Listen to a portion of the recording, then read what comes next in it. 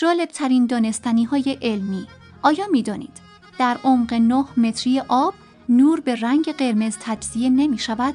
به همین دلیل اگر در اعماق آب دست غواصان زخمی شود از بدن خون سبز رنگ خارج می شود. چرا بهتر است برای وعده صبحانه از نان سنگک استفاده کنیم؟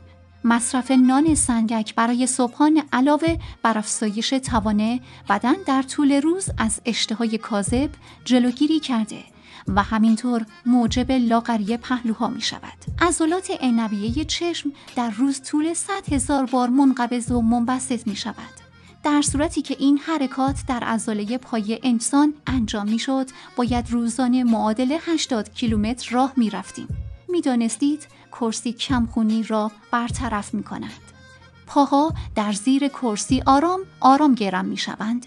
در این حالت مغز استخوان که کارش خونسازی است شروع به فعالیت کرده و عملیات خونسازی را تقویت می کند. در سفر می خواهید زغال درست کنید، بنزین و مواد مشتعل کننده ندارید. مقداری شکر روی چوب بریزید تا راحت تر آتش بگیرد.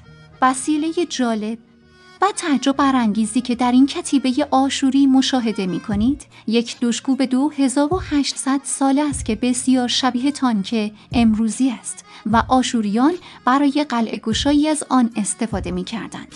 خب دوست من، بگو کدام بیشتر از همه جالب بود؟ لایک را هم حتما بزن. نظرات شما برای ما قابل قدر است.